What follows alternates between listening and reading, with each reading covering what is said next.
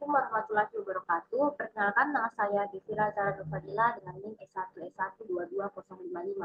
Pada video kali ini saya akan melanjutkan penjelasan dari materi classification. Nah, jadi di sini sebelumnya itu kita sudah melakukan beberapa proses untuk classification ini, yang dimana kita sudah mengunduh dataset yang namanya itu MNIST dari Scikit-learn yang berisi gambar angka tulisan tangan dari 0 hingga 9 dalam bentuk numerik. Lalu kita juga sudah membagi untuk datasetnya itu, nah di sini untuk contoh dataset MNIST-nya. Lalu kemudian kita juga sudah membagi datasetnya menjadi data latih itu sebanyak 60.000 gambar dan juga data uji sebanyak 10.000 gambar. Lalu selanjutnya kita juga sudah melakukan perubahan untuk label angka 5 menjadi true atau 1 dan angka lainnya itu menjadi false atau 0. Nah, agar model dapat membedakan antara angka 5 dan juga yang bukan angka 5, di sini model SGD classifier itu telah dilatih dengan metode SMIT, Stochastic Gradient Descent.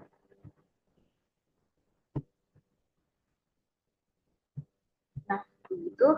Yang memungkinkan itu model itu bisa belajar secara bertahap dari sampel data yang diberikan. Nah, di sini juga untuk prosesnya.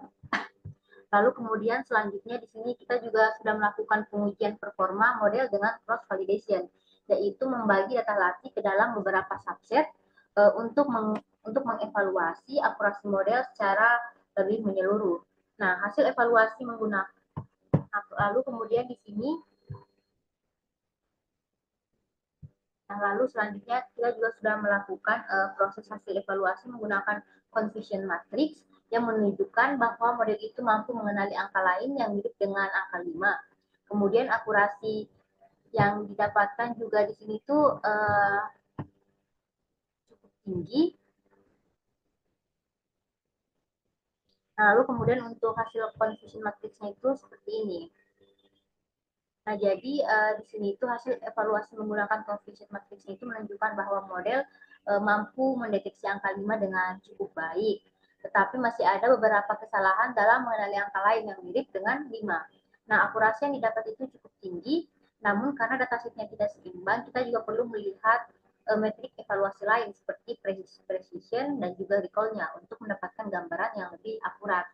Nah, jadi untuk selanjutnya di sini itu kita akan masuk ke tahap precision and recall.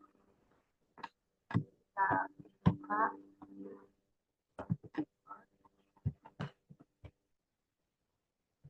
Nah, jadi ini untuk codingan yang sebelumnya.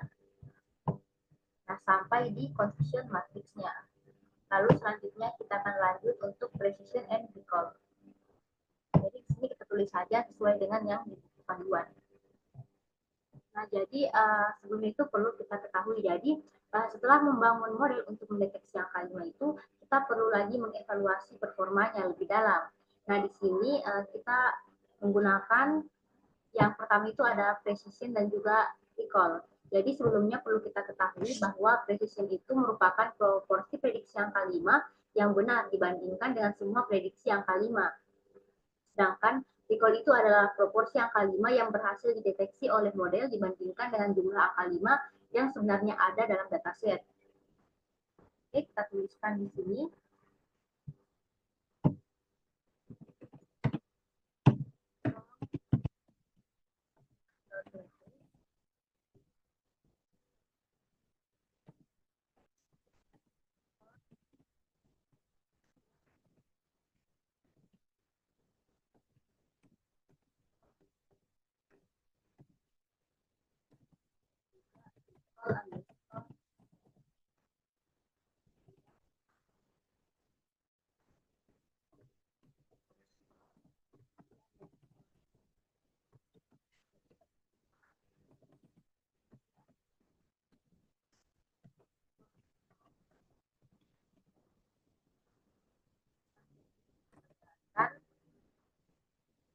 Jadi hasil yang kita dapatkan itu di sini tuh untuk precision score-nya itu 0,837. Lalu selanjutnya untuk recall score-nya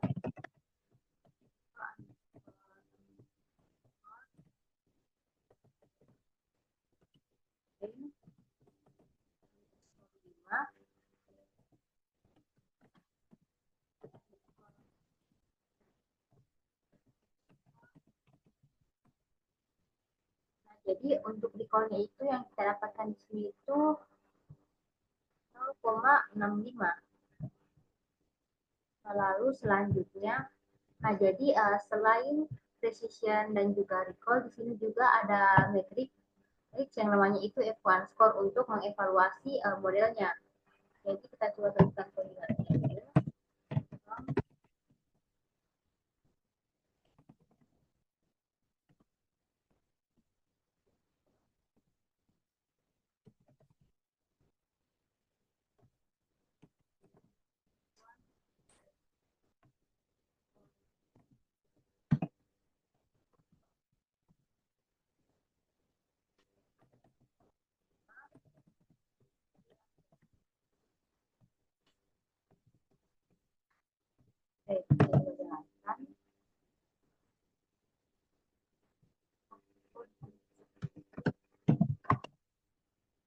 Nah, jadi yang kita dapatkan itu untuk F1 score-nya itu di sini 0,73.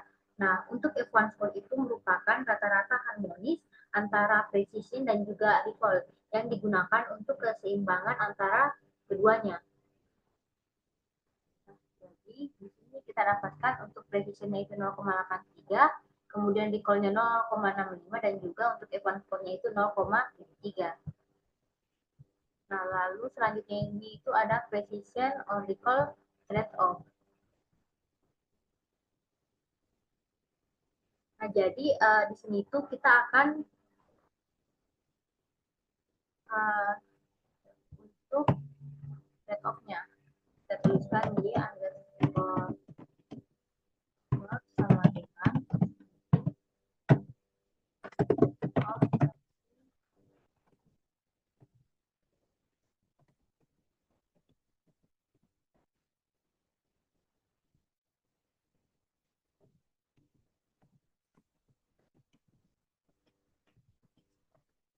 Kita tampilkan di underscore.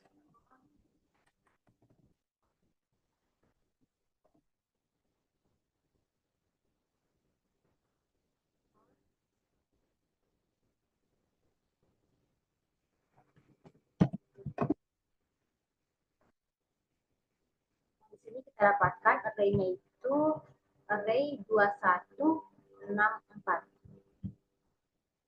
Kemudian kalau di sini kita tuliskan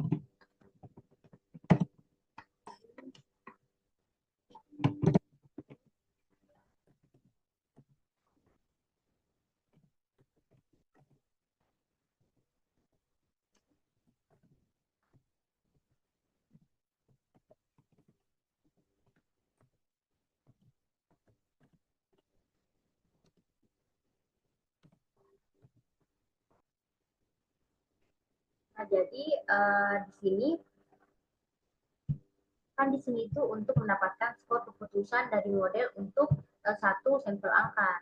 Nah, kemudian untuk Y-score-nya itu akan menghasilkan skor keputusan yang dimana kita dapat di sini itu 2164. Lalu kemudian di sini kita lanjutkan dengan menerapkan threshold-nya itu default. Jadi di sini nilai default-nya itu 0.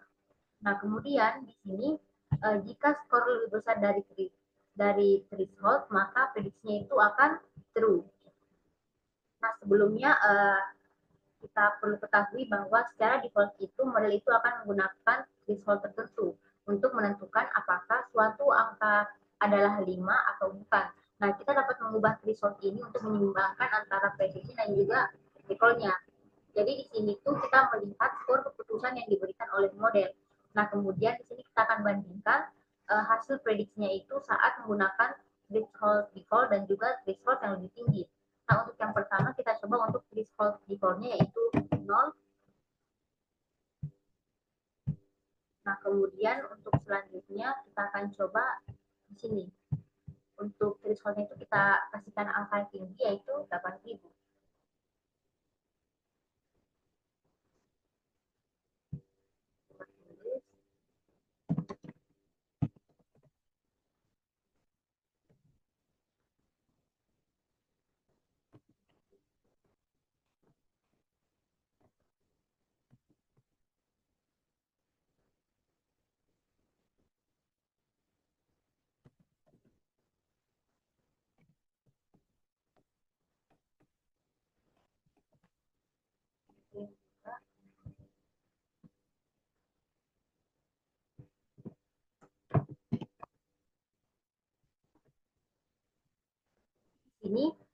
kita mendapatkan jika skornya itu lebih besar dari threshold, prediksinya itu akan true. Nah, di sini hasilnya itu true untuk yang thresholdnya itu default. Lalu kemudian di sini kita menerapkan threshold yang lebih tinggi, yaitu 8.000 untuk meningkatkan precision-nya. Nah, di sini threshold-nya itu lebih tinggi, membuat modelnya itu lebih selektif. Dan di sini hasil yang kita dapatkan di sini itu adalah false. Nah, oke, lalu selanjutnya lagi di sini,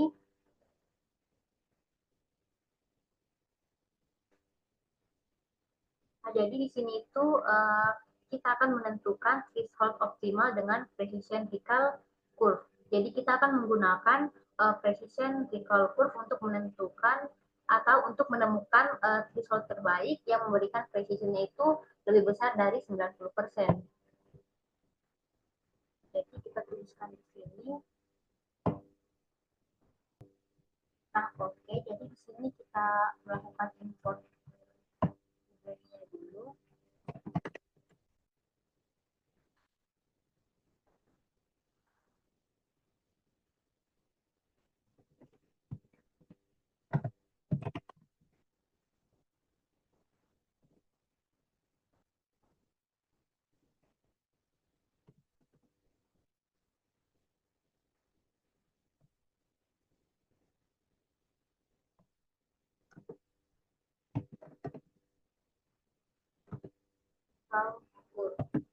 Lalu kemudian juga kita import juga, karena di sini kita akan tampilkan untuk visualisasinya, jadi kita import juga untuk metode untuk library matplotlib-nya.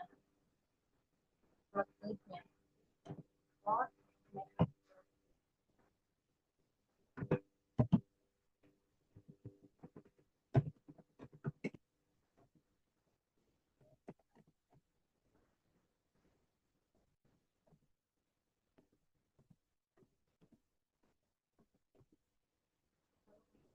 import juga.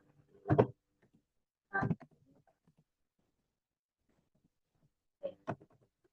kemudian kita tuliskan yang di sini itu y sama dengan y underscore score, dan di sini itu untuk mendapatkan skor keputusan untuk seluruh datasetnya.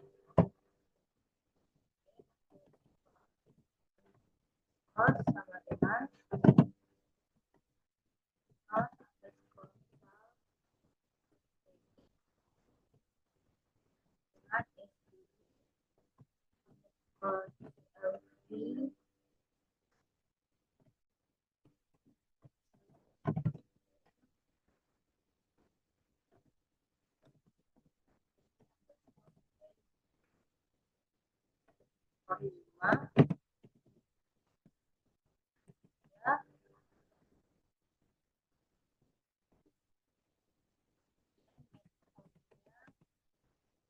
decision function.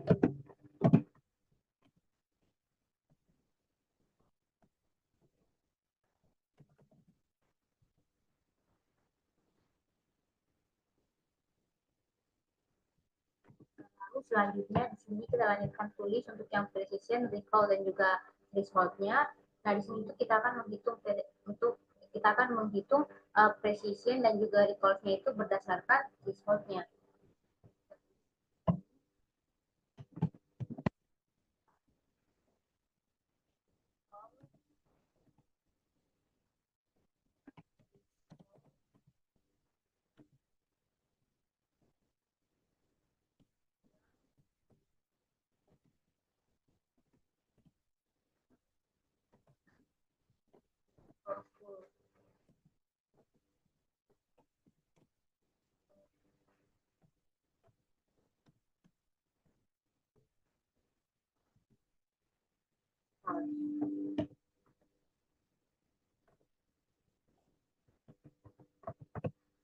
Nah, seperti ini. Lalu di sini tuh kita akan menuliskan untuk menghitung, untuk menentukan threshold-nya itu untuk precision lebih besar dari 90%.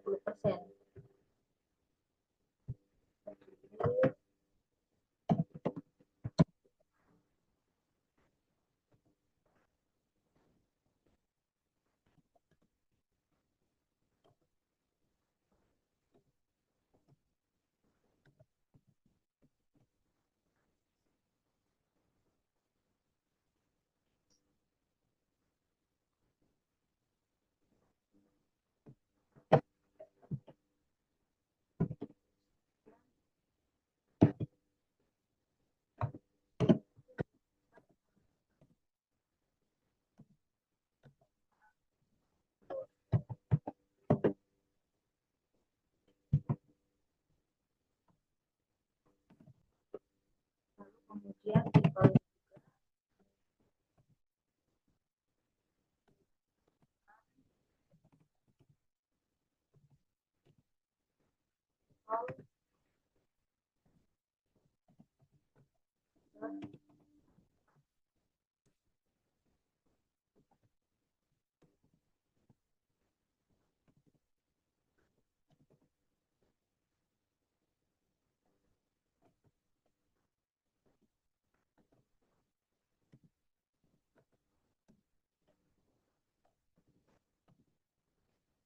lalu selanjutnya di sini tuh kita akan membuat fungsi untuk menampilkan precision dan juga recall-nya terhadap threshold-nya. Di sini ya, underscore precision underscore recall server threshold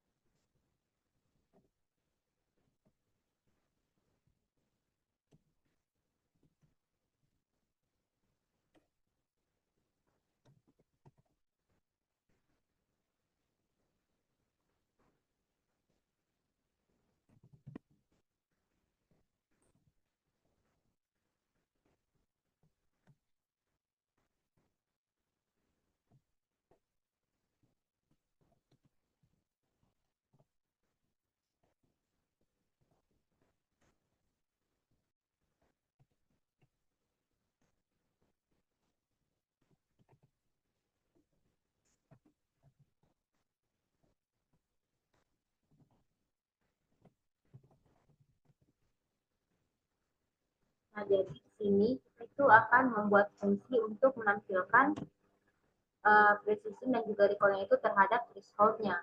Jadi ini yang pertama itu di bagian baris ini itu plot untuk precision-nya, lalu kemudian yang baris ini itu untuk plot untuk recall-nya.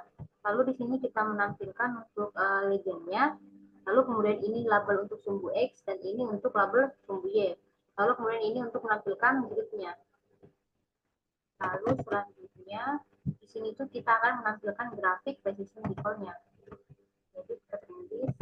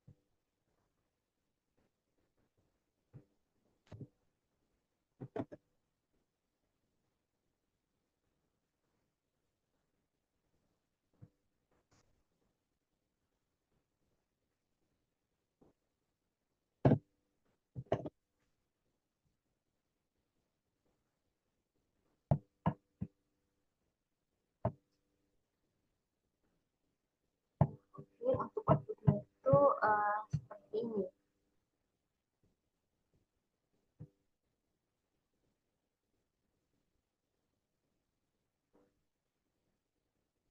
Nah, jadi di sini grafik ini itu menunjukkan hubungan antara precision yang dimana di sini itu untuk precision itu garis biru putus-putus yang ini, kemudian dan juga recall yang merupakan yang dimana garis itu tuh garis hijau terhadap nilai thresholdnya yang dimana garis threshold di sini itu garis merah putus-putus ini. Kemudian klasifikasi. Jadi di sini seiring meningkatnya threshold, precision juga cenderung naik karena model menjadi lebih selektif dalam menentukan positif. Tetapi recall itu menurun karena lebih banyak sampel positif yang tidak terdeteksi. Nah, garis merah putus ini itu menandai threshold tertentu yang dipilih untuk mencapai 90% precision. Nah, grafik ini itu akan membantu untuk memahami trade-off antara precision dan juga recall dalam memilih threshold optimal untuk model klasifikasi.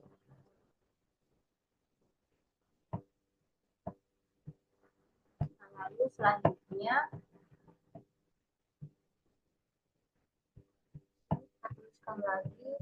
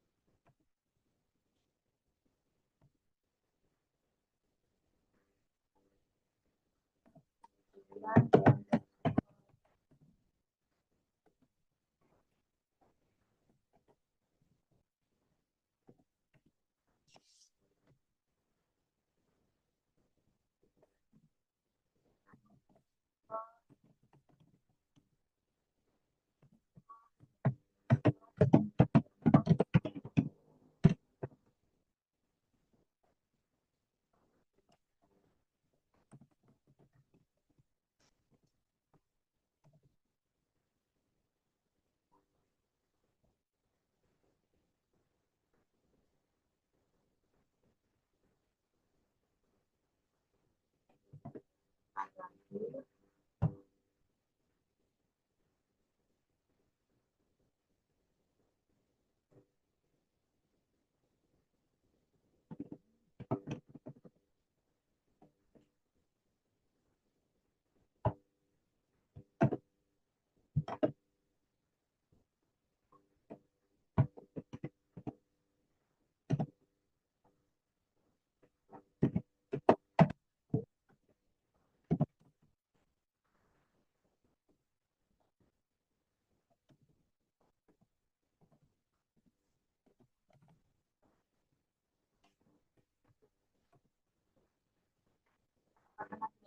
0,900034. Sebenarnya kalau recallnya itu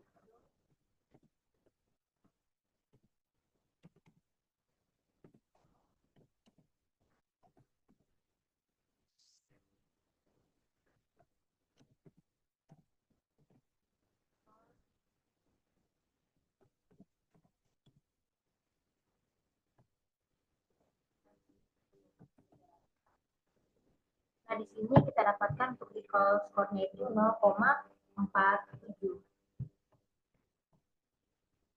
Lalu selanjutnya itu kita masuk di multi-class classification.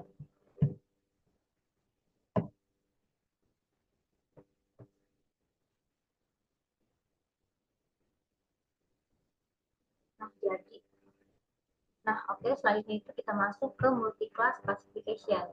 Nah, jadi di sini itu kita akan melakukan klasifikasi multi-class dengan SVM. Nah, jadi sebelumnya itu kita hanya melakukan klasifikasi angka 5 atau bukan. Nah, sekarang kita akan menggunakan SVM atau super vector mesin untuk melakukan klasifikasi multi-class, yaitu mengenali semua angka 0 dan semua angka dari 0 hingga 9.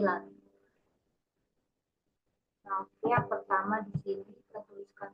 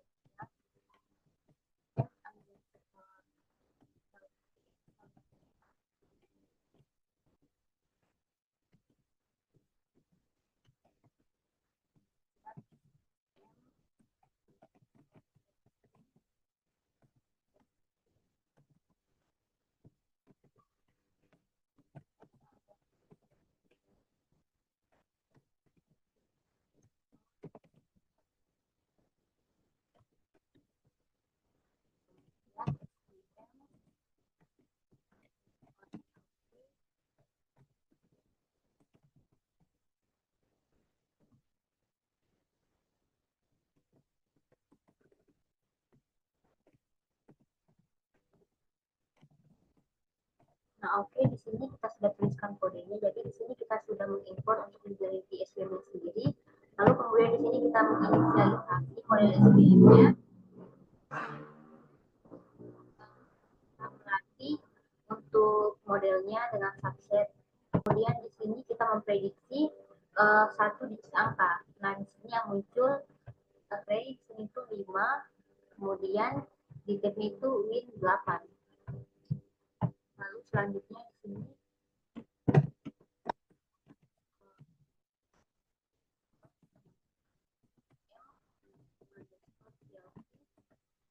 dot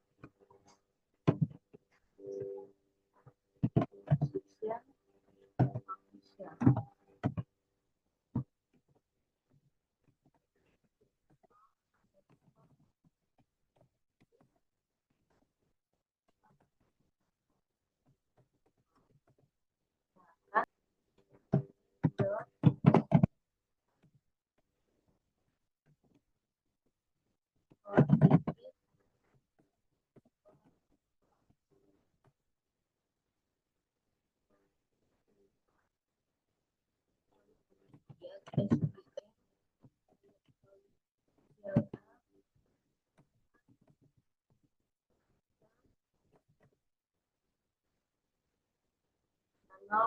nol satu tiga empat lima enam tujuh delapan sembilan ini tuh untuk kelasnya.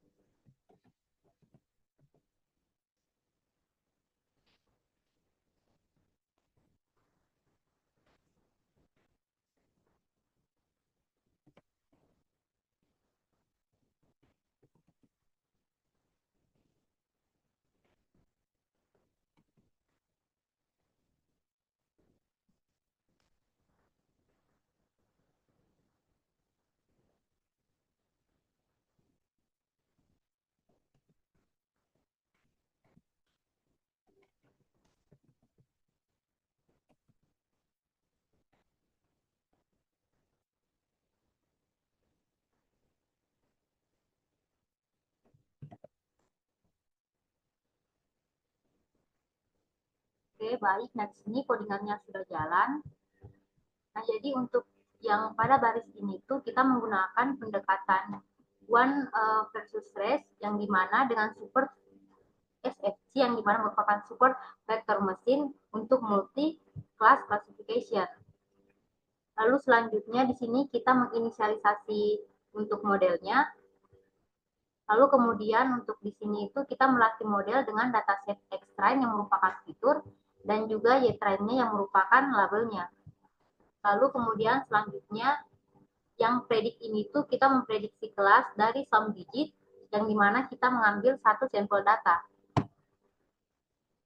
Lalu di sini untuk lane-nya itu di sini kita mengecek jumlah model dalam one VS rate-nya. Nah, jadi di sini OVR ini tuh bekerja dengan cara membuat satu model per kelas. Nah, jika dataset memiliki n kelas, maka OVR-nya itu akan membuat n model binary classification. Lalu kemudian di sini menghitung jumlah model yang telah dibuat, yang dimana di sini itu jumlah modelnya itu ada 10. Nah, lalu selanjutnya di sini kita melatih SGD classifier-nya dengan dataset training, yang dimana kemudian di sini kita akan melakukan prediksi kelas dari sum digit menggunakan model SGD classifier. Nah, alasan kita menggunakannya itu karena ini tuh cocok untuk dataset besar karena menggunakan pendekatan online learning.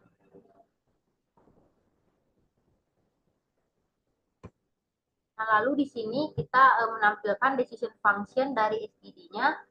Nah, di sini tuh akan menampilkan nilai skor kebutuhan untuk setiap kelasnya. Jadi semakin besar skornya, maka semakin yakin model bahwa sampel termasuk ke kelas tersebut.